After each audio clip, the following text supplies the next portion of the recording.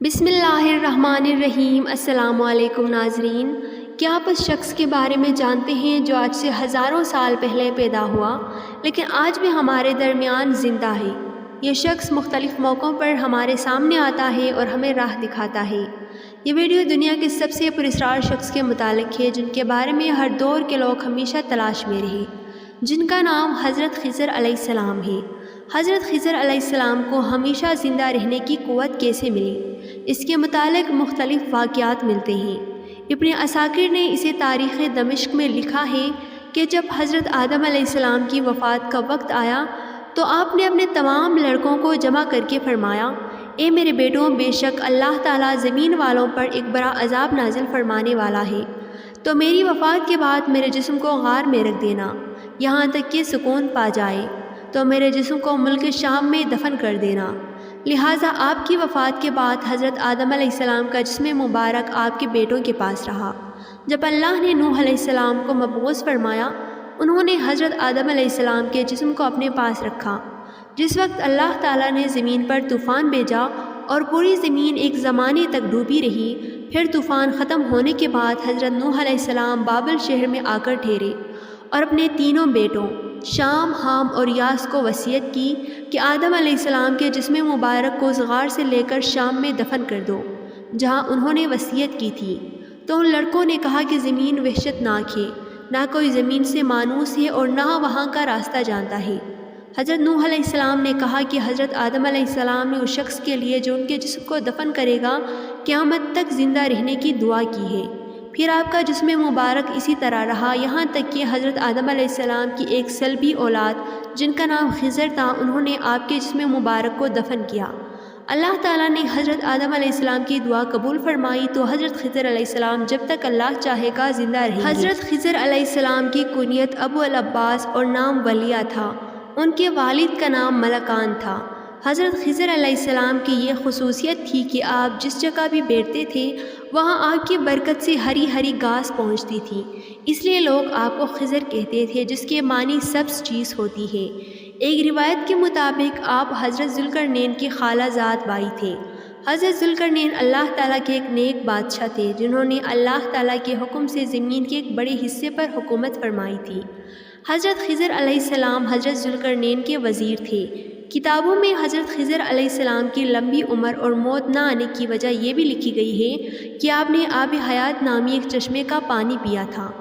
آب حیات کے بارے میں یہ بیان کی جاتی ہے کہ جو اسے پیے گا یا اس میں غسل کرے گا اسے کبھی موت نہ آئے گی۔ توریت کے بعد یوحنا میں آب حیات کا ذکر یوں ملتا ہے، پھر اس نے مجھے بلور کی طرح چمکتا ہوا آب حیات کا ایک دریا دکھایا جو خدا کے تخت سے نکل کر اس شہر کے درمیان میں بہتا تھا اور دریا کے پار زندگی کا درخت تھا۔ آب حیات کا ذکر قدیم داستانوں اور کتابوں میں بھی ملتا ہے۔ ان داستانوں میں 3 لوگوں کا ذکر کیا گیا ہے جو آب حیات تک پہنچ گئے تھے۔ ان میں ایک حضرت الیاس علیہ السلام، دوسرے حضرت ذوالقرنین اور دوسرے حضرت خضر علیہ السلام ہے، جن میں سے صرف حضرت خضر علیہ السلام اور حضرت الیاس علیہ السلام کو ہی وہ پانی نصیب ہوا۔ روایتوں کے مطابق ذوالقرنین نے قدیم تاریخی کتابوں میں پڑھا تھا کہ سام بن نوح کی اولاد میں سے ایک شخص چشمہ حیات سے پانی پی لے گا اور اسے موت نہیں آئے گا، اس لیے حضرت ذوالقرنین نے اس پانی کی تلاش میں مغرب کا سفر کیا۔ ذوالقرنین کے علم میں یہ بات آئی کہ آب حیات اندھیرے راستوں میں موجود ہے اور وہاں 360 چشمے ہیں، لہٰذا ذوالقرنین نے اپنے لشکر سے 360 لوگوں کو چنا اور ہر ایک کو ایک ایک مچھلی دے کر حضرت خضر علیہ السلام کی سربراہی میں روانہ کیا۔ تمام لوگوں کو یہ ہدایت دی گئی کہ ہر فرد اپنی مچھلی کے ساتھ چشمے میں اتر جائے گا اور واپس آ کر اپنی مچھلی ظاہر کرے گا۔ کافی لمبے سفر اور دشواری کے بعد آخرکار یہ لوگ اس چشمے تک پہنچ گئے۔ جب واپس آئے تو ذوالقرنین نے کہا کہ سب اپنی مچھلی جمع کروا دے، لہٰذا سب نے اپنی مچھلیاں جمع کروا دی سوائے حضرت خضر علیہ السلام کے۔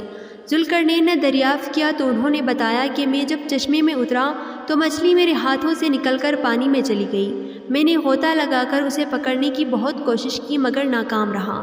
ذوالقرنین نے کہا وہ پانی آپ کے مقدر میں تھا۔ آب حیات میں غوطہ لگانے اور اسے مقدس پانی کو پینے سے حضرت خضر علیہ السلام ہمیشہ زندہ رہیں گے اور آپ کو کبھی موت نہ آئے گی۔ حضرت موسیٰ علیہ السلام سے بھی حضرت خضر علیہ السلام کی ملاقات کا ذکر قرآن مجید میں ملتا ہے۔ جس کے مطابق حضرت خضر علیہ السلام کو ایک الہامی علم عطا کی گئی تھی جسے علم لدنی کہتے ہیں۔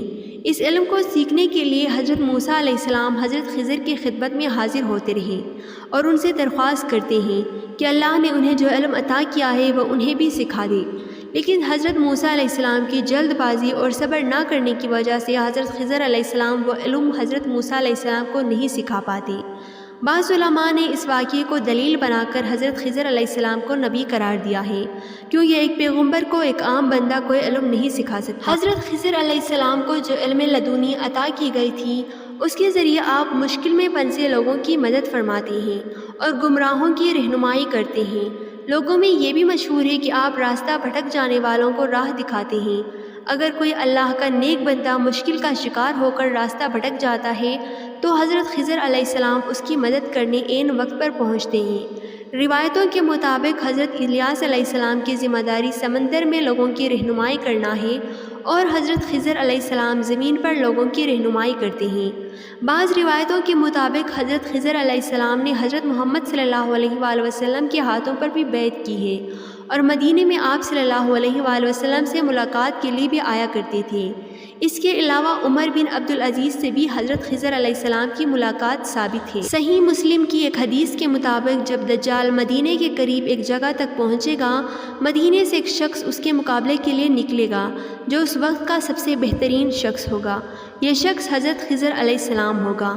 حضرت خضر علیہ السلام اور حضرت الیاس علیہ السلام دونوں زندہ ہیں اور ہر سال حج کے موقع پر ملتے ہیں۔